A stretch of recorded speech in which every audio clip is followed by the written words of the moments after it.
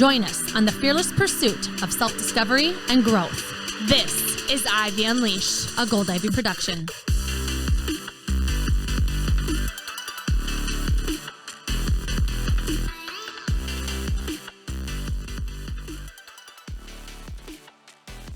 Happy Monday, everyone. Welcome back. You are listening to Ivy Unleashed, a Gold Ivy production. Yes, we've had a awesome couple weeks, some road trips, some events. It's taken off, and we're very grateful for all of you that have shown support and are inviting us to events and pouring out the love. We feel on top of the world right now. Yeah. We're just so grateful. Yeah, and we are creating some more exciting things in the near future, so stay tuned. We're in a very exciting planning stage that I'm very excited to share with you guys. Not just yet, but stay tuned. Yes.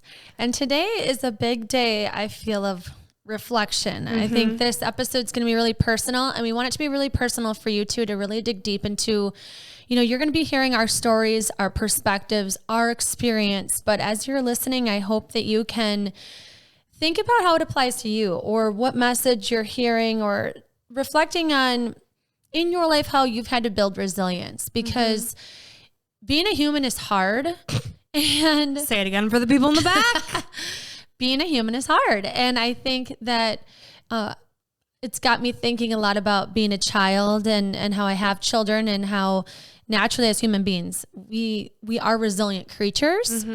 And it's got me thinking of how much resilience is necessary. It's got me thinking about, you know, what I went through, what was necessary for me to go through. It has me thinking about how privileged I am. It has me thinking about a lot of things. And so I want that for you guys too, as you're listening, to think about, what have I experienced in my life that has been really hard or really easy? And maybe I don't have a ton of resilience I've had to create in my life or build this skill. And so we're going to talk, you know, in general about what categories there are of resilience. We're going to be talking about some skills you can build to help with this in the future. And we're also going to be talking about our experience, in hopes that, you know, when you do face some adversity, that you've got some skills in your back pocket, or you can think about how you're already a badass and you're going to be just fine. Yeah. You know, we're always going to face adversity, whether we have in the past or it's coming. We can't run from it. It's life.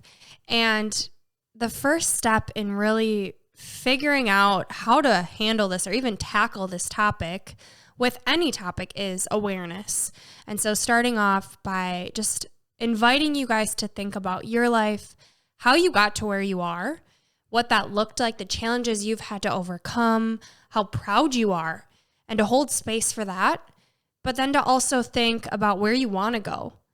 And to do anything new and exciting, it's going to be challenging. But as we've said multiple times, and we'll say it again, there is no growth without discomfort, no growth in the comfort zone.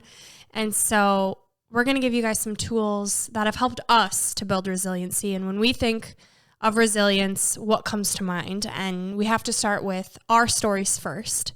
But before that, we want to just define it. What the hell is this word that we're talking and about to get emotional and all these feelings about? So, most common definition is positive adaptation despite adversity. So, adapting to the shit thrown your way. Blunt. A little more eloquent definition by licensed social worker Katie Hurley. She said, resilience is not a trampoline where you're down one moment and up the next. It's more like climbing a mountain without a trail map. It takes time, strength, and help from people around you. And you'll likely experience setbacks along the way, but eventually reach the top and look back at how far you've come. Like Miley Cyrus said, life's a climb, but the view's great. It's all about that climb. What are we learning as we're climbing this mountain called life? And thinking about climbing that mountain, there's a lot of aspects to resilience. It's not just one big bucket. There's lots of different ways to approach it and different ways you can build resilience. And Katie Hurley, you were just mentioning, she talks about the different aspects of resilience. So there's the psychological, emotional, physical, community, and individual. So psychological is, you know, People who exhibit psychological resilience, they develop coping strategies and capabilities that enable them to remain calm and focused. So thinking of the psyche. Emotional resilient people, they understand what they're feeling and why. Physical refers to the body's ability to adapt to challenges. And then community refers to the ability of groups to get through something. So, you think of like the mass shootings, you think about 9/11, things like that, that, the community comes together and moves through this difficult time. But today what we're going to talk about and really try and focus in on is the individual focus, what we've been through in our life, and hopes that you'll reflect too and give you some tools to help build those skills for when you do face some adversity. Speaking of the individual, let's dive in, get to the good stuff, the vulnerable stuff. I want to invite everyone who's listening to close their eyes. Unless you're driving. If you're driving, don't. Just think. Think about where you are now. Think about your life, what it involves. Think about how you got here, the steps you had to take to get here, how proud you are of everything you've accomplished to get here. And now think about the crud, the mud that you had to get through, the challenges you had to overcome, the mountains you had to climb, and where you were in those moments. What pulled you through? What got you through? Because a lot of the times we don't like to think about the hard times. We like to put our emotions, shove them in the closet, and go for that next goal, that next challenge, something we're guilty of, right? Not taking time to reflect and think about the hardship. But we want to challenge you guys to look at it a different way. Look at it as strengths-based. In those moments, what was going on in your head? Who were you surrounding yourself with? What did those people offer you that helped you climb that mountain? Think about yourself as a child and where this resilience started. Because you have built resilience, whether you've gone through a lot of hardships or maybe you've had a pretty privileged life. We acknowledge that we have privilege being white women.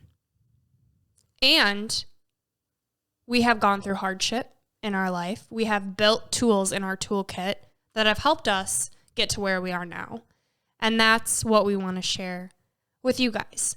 We don't want to compare our story to your story. That is not the point of this episode. This point is to offer how we get out of bed when we don't want to, when we've lost someone that we love, when we've been abandoned, when we've lost a child. What gets us through? Life is tough. We weren't meant to do it alone. And this is the purpose of this episode. Yeah. So buckle up. Buckle up is right. I think you kind of have to go back to the beginning of your life and think about where it all starts. And it's so scary as a parent to do this, because this is actually something I'm working through with therapy, is that I am so scared of what I'm doing and the actions I'm taking and the way that I'm treating my kids and the words I'm using and the way I'm disciplining and how it's going to affect them. Because we all know from self-growth work that your inner child is with you forever. And it determines, the first 5 years of your life are pivotal for how you trust people, for how you interact with people, for your ability to even live a big, beautiful life, and I think it's so unfair to children sometimes, because it's like, everyone's like, oh, it's okay. Children are resilient. They'll be fine. It's like, actually, they're not. And actually, our society sucks at taking care of people's emotional needs later with therapy. Like, it's so hard to, address that inner child as you become an adult because of the stigma and because of the lack of resources. So I put a lot of pressure on myself, and I feel like it's valid, and my therapist says it's valid, but also let's talk about what you are doing to help your kids feel safe, and that they do have the guidance that children need and all of those things. But thinking about, my experience as a kid and having to be resilient with divorced parents. I mean, that alone is a big shift. It's a big change. They break up no matter how this divorce happens. Sometimes it's messy, sometimes it's not. Thankfully, my parents are actually really good friends to this day. But during that time, it was super messy. It was super confusing. I was moving to different households back and forth. It was decisions on what we wanted to do. And during a time when I feel like parents should make decisions for you, and it was choosing and favoring and step parents and step siblings. And it was, to be honest, very messy. And I think about now, okay, how did I get through that? How was I okay? And what I did, and I didn't realize I was doing it at the time, was I was a super smart kid that found really reliable people. Mm-hmm. At school, I was drawn to the teachers that were married and that went to church. I chose sports, even if I was terrible at it. Like, shout out to my basketball coach in high school, Coach Board. I think I chose him because he was so structured and disciplined, because I needed structure and I needed guidance. Mm-hmm. And I knew the assistant coach, Coach Ewing, was like basically a motivational speaker. So I was like drawn to that sport. And I thought it was because I liked basketball. I was terrible. I like literally, I did make a basket in the state tournament, but I honestly think they put me in because they loved me so much. They were like, oh God, let's throw this Andrea poor in. girl. They literally put me in for like 4 seconds. I made a basket and it like made everybody's day. Oh. But anyway, I think I chose that sport because of the coaches. Yeah. And so I love that I did that. And I truly think that God directed me to those people and placed them in my life. I went to church by myself without my family because I also think I really wanted the guidance and the structure and the stability that it created for me. I walked across the street starting at the age of 4 by myself. So it's just interesting to think about your resiliency. What do you choose in those moments where it doesn't feel safe, it doesn't feel secure, or you have a huge loss? You know, I think about, I've had people in my life that have had so much loss, like unfair amounts of loss, or lose a parent or a child, like way too early. And it's just so unfair. And I think about, how do you get through that? And it's like, yes, we're resilient because we're still living, but I feel like, but are you thriving? Like, of course not, you know, and what gets you through it? Like, what pulls you through it? And then I think about, you know, with the divorced parents, it's like, I don't have any resentment that they got divorced. You know, I think to this day, it's a gift for my family. I do think you get to the end of this messy road and there's a gift in it. And I do think I'm strong because of it. And I created awesome relationships because of it. So I am thankful for it. But in those moments, I think about, what did this do to me? Like, are all of those things why I feel like I need therapy all of the time? I don't know. I don't know. But I do think it's important to go there, like to put yourself in that messy situation and think about, what did I do that helped me be okay? Who was in my circle? Who did I put in my circle? Or who came to me to help me in those moments? But to your point, it made you who you are. You're stronger because of it. I think the message in the mess, when it comes to resilience and thinking about these things that helped us back then and why it's so important to put ourselves back then, is because we're going to face it again.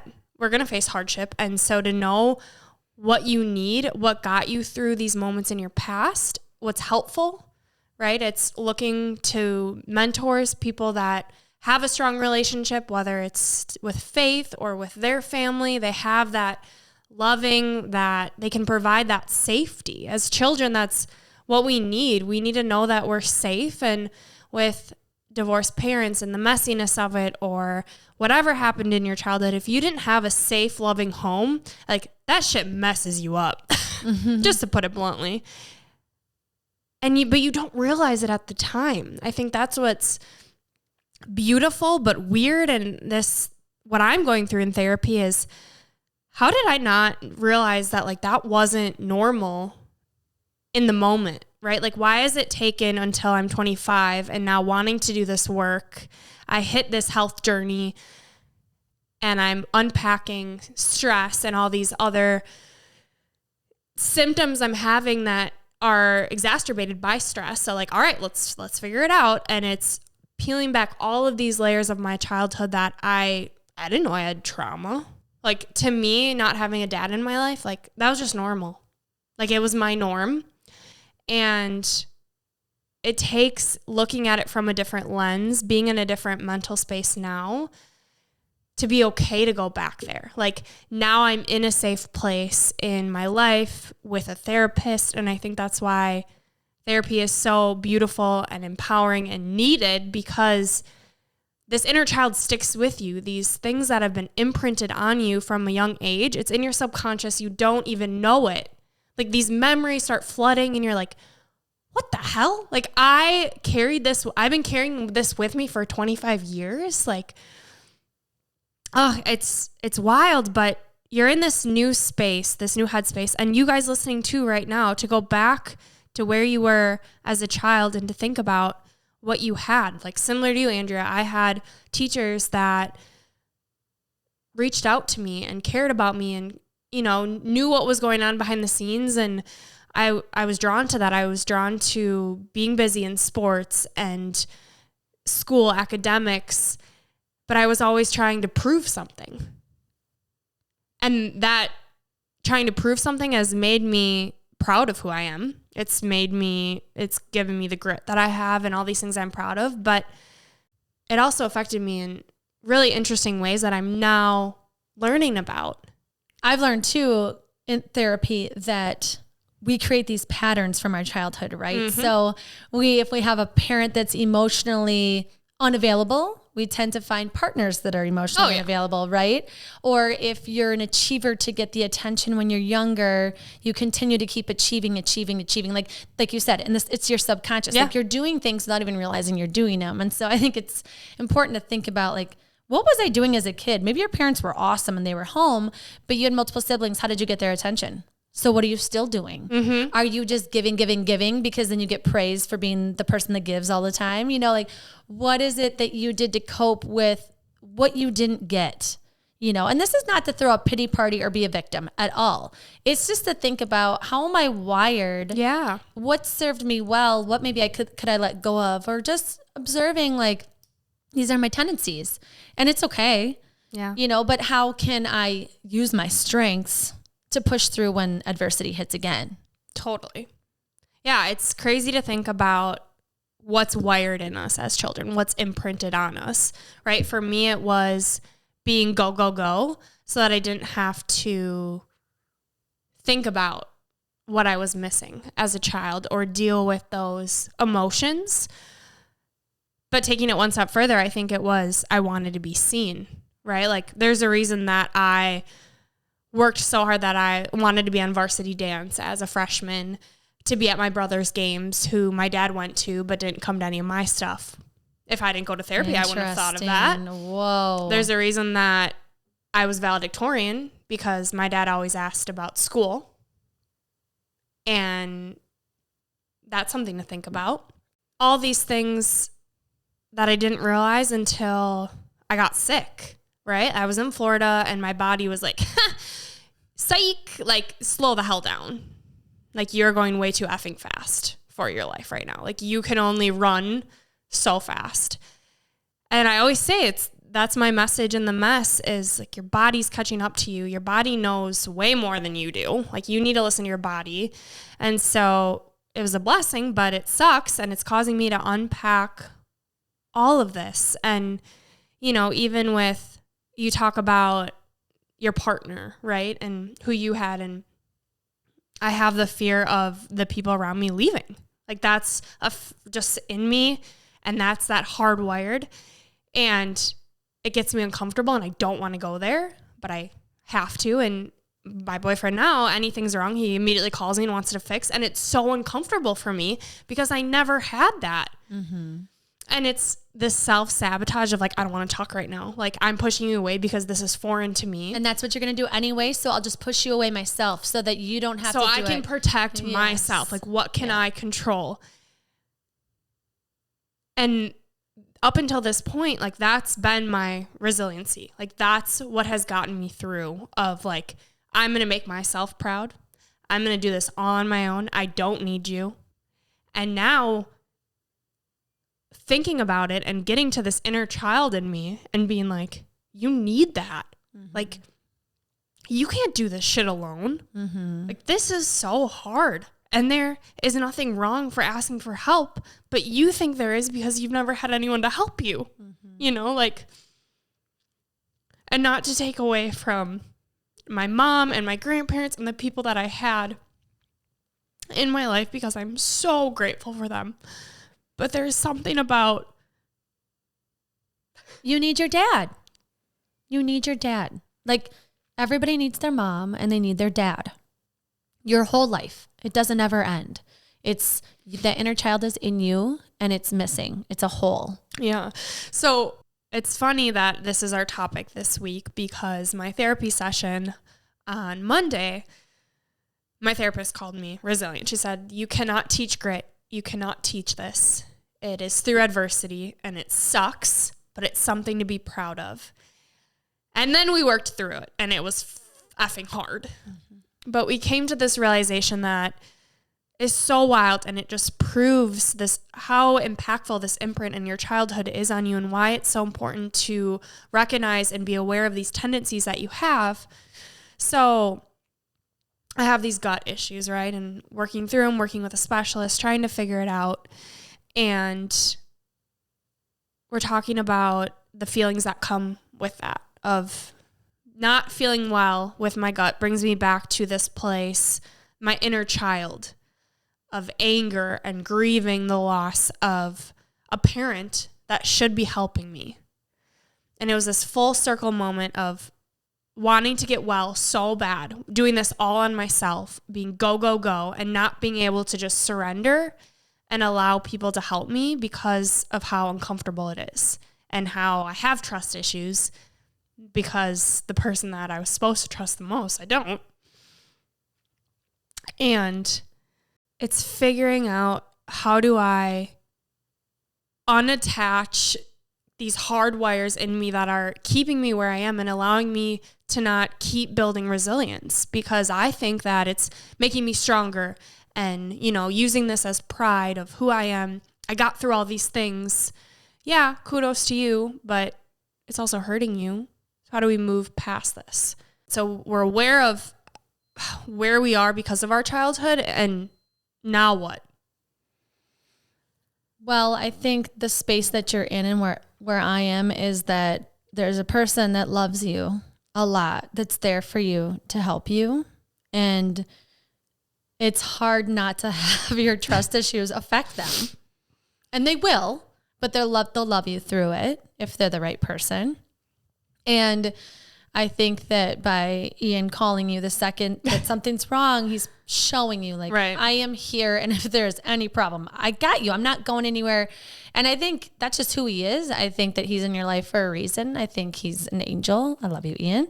And also with Justin, I mean, I still have issues totally trusting him that he has good intentions. You know, sometimes I assume that he has these bad intentions with things because I want to be ready to be hurt. Mm-hmm. I'm ready for it. I know you're going to hurt me, and here it is. It's coming. This is how you think. I already know. And he's like, I actually was not thinking anything like that, you know? And it's so, you're protecting yourself. Mm-hmm. And so, you know, we talk about the brain all the time. And I think it's a combination of, for me, it's a combination of faith, knowing I'm already loved unconditionally. So just stop needing it so much from anybody else.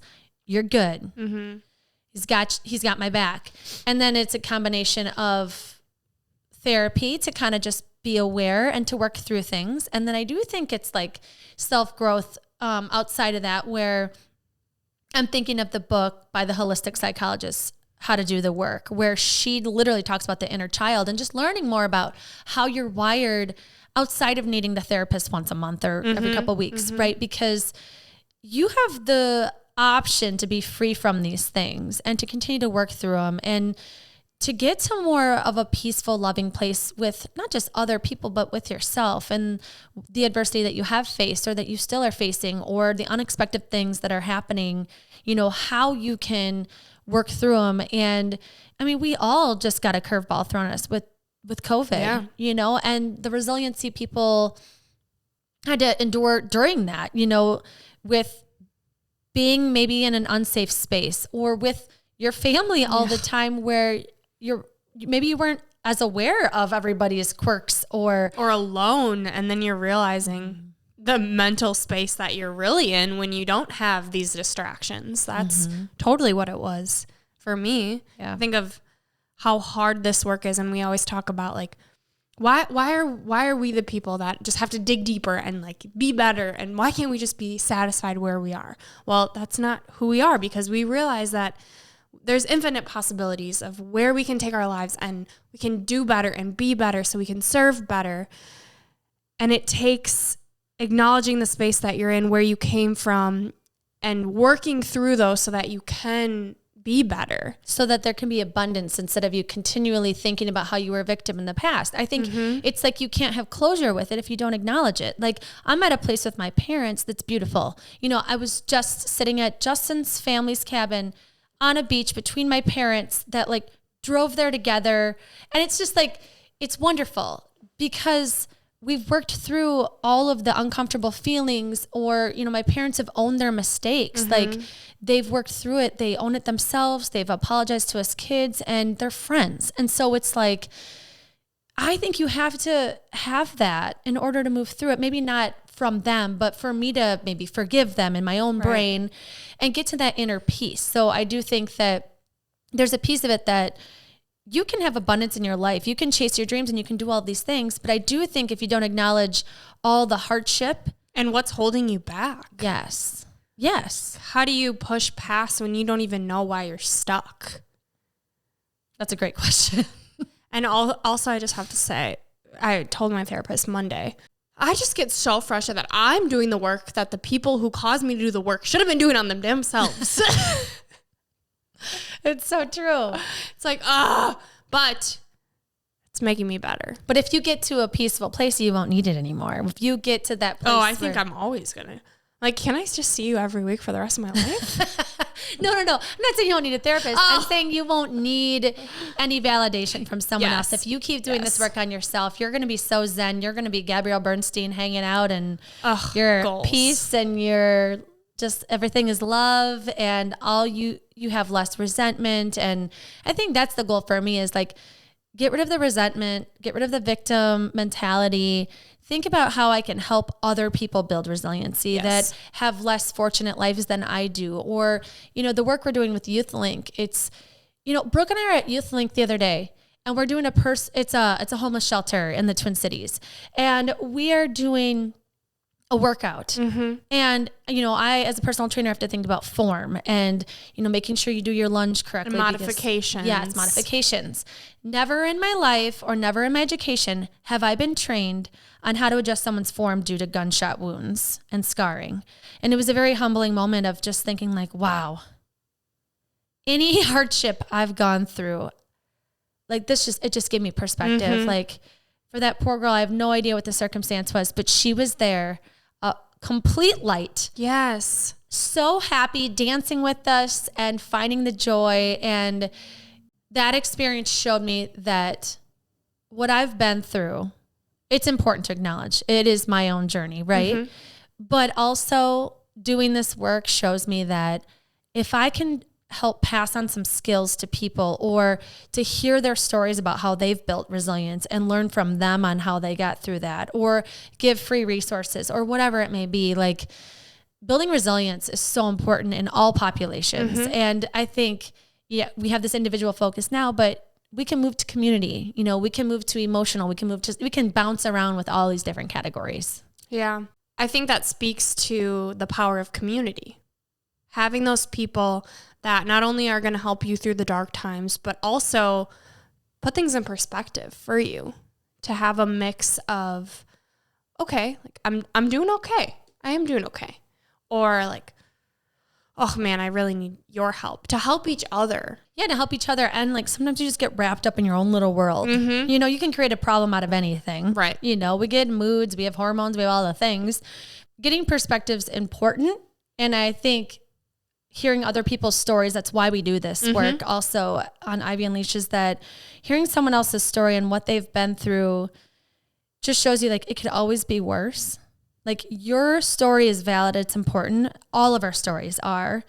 But also when you flip the attention from yourself to someone else, to hear them, to learn how they got through it, because no story is the same, gives you perspective. And then also sometimes it gives you an opportunity to help them, you know, and they're helping you, you're helping them. And I feel like we've had more growth from going to Youth Link than we probably even helped anybody. Like they've helped us. Yeah. Yes.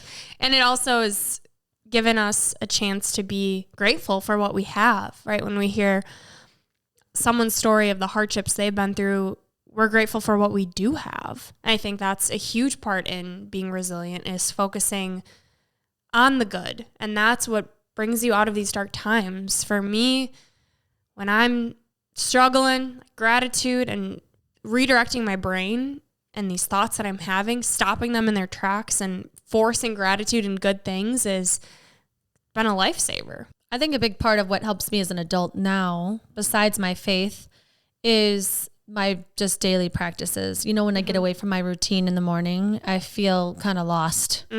And I know that if something hard hits me, I really hope it's on a day that I've gotten some exercise. You know, I've been mindful. I've got my Bible verse in my back pocket already. You know, it probably won't. It'll hit me out of nowhere. But it'll remind you why you need to get back to your morning practice. Yeah, but I do think that the reason why we want to talk about this is to build those skills so that they're like a second nature thing you fall back on, because they will help you. I mean, the more you practice gratitude in those moments when it's kind of hard, it might not feel that heavy. You know, I think about you and your health, and like, you have to be resilient every day. Like, you wake up and you don't know how you're going to feel. So it's kind of like you have that extra weight of like, if I don't do my routine on a day, like, what's going to happen to me? How am I going to feel?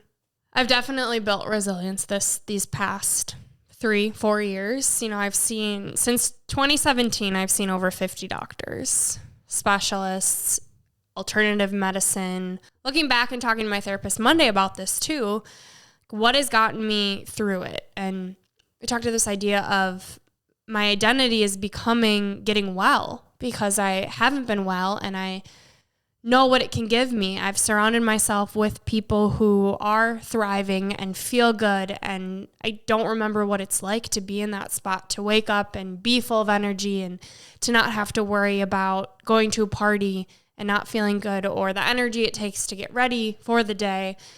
These things that, you know, up until this point I took for granted. And so I'm obsessed with the idea of feeling better, that it's now become my identity. And it's this weird thing that I'm working through, mourning and grieving the loss of who I was, you know, as I move forward in this journey to figuring out not only what's wrong with me, but I've switched it to, how do I feel whole? Like, what do I need in my life right now that's going to make me thrive? And not focusing on what the issue is, but what can I do? But also remembering the things that light me on fire and light my soul on fire. You know, we had an event with Nikki Lemon, who was on, about yoga, that was incredible, and it got me just back into my body. And I think that's what this whole lesson has taught me, is how do I become one with my body, my mind, my spirit, to live a life that I want to live, right? And when I think about resilience and what's got me through these past years, is I've seen people that are thriving. I've heard the stories. I know it's possible. I know what it's like. And so to just take that next step, whatever makes sense, and to know that I get one life to live. Like, I want to live it up. I want to make the most out of it, and it takes taking care of myself. And some people give up in this. Some people completely give up and sit at home in their pain or trauma or whatever it is. And it sounds like what you're doing is connecting to your purpose, like you said, what lights you up, so that you can keep fighting and being resilient through this whole process. And putting things in my world that remind me of that, right? Personal development, mentors, constantly seeking out resources. And as frustrating as it is to try something and nope, that doesn't work. Okay, well, it's something to try. Like, there's always something. And that speaks to anything you're going through, whether it be mental, physical, there's always help. There's always something you can try. This is the message I want to get across is there's always something you can do. But not only that, surround yourself with people that help strengthen you and not weaken you. I think knowing that discomfort is a part of life and not staying there is the biggest lesson I've learned. To have these things to fall back on that get us back on track, back to feeling like ourselves, back to feeling like we have the power, whether that be people or exercise, yoga, meditation, getting clear on how do you want to feel and what does it take to get there. Yeah. And that reminds me of an article I read today on the Bounce Back Project website, which is actually super cool. I've never even heard of this. And it's actually based out of Minnesota. So it's a team of physicians, nurses, hospital leaders, staff, and community partners in Minnesota. Super cool. And they're basically trying to help people. I don't know if it started in COVID or what, but what I read was like them trying to help build resilience in people through this time. And so they actually said on there, we've all heard the saying, when life gives you lemons, make lemonade. And they said, we also know that it's not quite that simple. Bounce Back Project said, we hope to give everyone the lemon squeezer and the pitcher so that making lemonade seems possible. I love that. Yeah. So they're like, it's more complicated than this. We need a few more tools. Yep. So they broke it down into 5 pillars to kind of help build resilience. And we want to share that with you guys. So number 1, mindfulness, a state of active, open attention on the present moment. So the more that we can stay where we are instead of thinking way too far in the future, way too far in the past, what do we have control over in this moment here? How can I adjust my day to make it better now?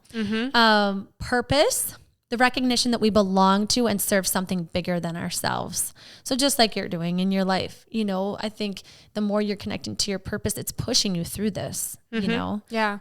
I'm reading The Power of Intention by Wayne Dyer right now, and I just read his chapter on purpose, and he says that it's the number one question he gets. How do I find my purpose? We've recorded an episode on purpose, and he says, just serve others, and your purpose will find you. You were created here for a reason. And when you think of the universe and this, he thinks of intention as this field of energy. And so the universe, right, it doesn't think about its next move. Like it just is. It doesn't overthink it. It just is. And so to both mindfulness and purpose, to get outside of yourself and to think about others has been a game changer as I find resilience in my health.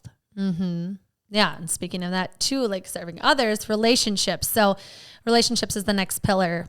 By building positive relationships with others, we will be happier and more fulfilled and feel more supported, supportive, and connected. Yeah. Which has been hard with COVID. I think a lot of people have realized that we are social creatures for a reason. We need that social connection. And as hard as it is to ask people for help, they want to help you. For sure. And then there's self-awareness. So having a clear perception of your personality, including your strengths, weaknesses, thoughts, beliefs, motivation, and emotions. Like what drives you? What are you good at? What are you not good at? I think we touched on this earlier, but just knowing yourself so well helps you in tough times. What am I good at? Let's focus on that in this time of resilience. And you can't know yourself unless you put the time into it. Reflecting, meditating, quieting that outer noise to realize what's going on inside me. What are my thoughts? What are my values? What makes me me? And am I connecting to that? Yes. Am I doing something about that? And then the last one is self-care. We've talked about self-care. Thank you, Sonia Eklund, for also talking about self-care, episode 7. But that's active engagement in caring for ourselves, which is unique for everyone. I mean, resilience is unique for everyone too. We all have our own stories, but when it comes to self-care, it's really thinking about, not just what I need on the outside. I was listening to Glennon Doyle today on her podcast on self-care, and she was talking about how a lot of times when we think about self-care, we think about this outer shell, which has a lot to do with how we're perceived by others. So we get our nails done, we get our hair done, we do these things, and that has nothing to do really with self-care. It feels good in the moment to get a massage or whatever. But she's like, truly care for your inner being. Tune into it. Take the time to listen to yourself. Get in that silence, that meditative state where you're thinking about, what is it that I need from my soul, for my soul, way deeper than that. So I think sometimes thinking about self-care, we can think about the outer shell, but I do think it's important that that's not actually going to get you through a tough time. What's going to get you through a tough time is digging deeper than that. Yeah. Being connected to who you are, what you need, what you want. How are you going to live a fulfilling life if you're not taking care of yourself? You have to take care of yourself before you can take care of anyone else. It's not selfish. It's essential. We all have our own experience when it comes to life, when it comes to challenges, when it comes to building resilience. What works for me isn't going to be what works for Andrea, and what works for Andrea isn't going to be what works for you, because we're all different. But I hope, and our hope, is that in this episode, you found strength to dig deep, to do the hard work, to figure out how you've gotten to where you are and what helped you specifically. There is no one size fits all when it comes to anything health related.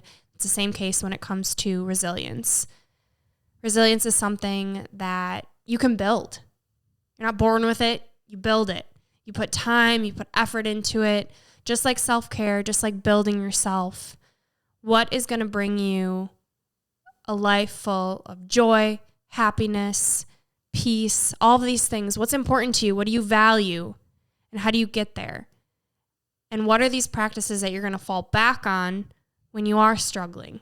What's going to get you back to the state of peace and calm and joy, being the person that you want to be? Because we're going to face hard times. It's inevitable, but you will get through it.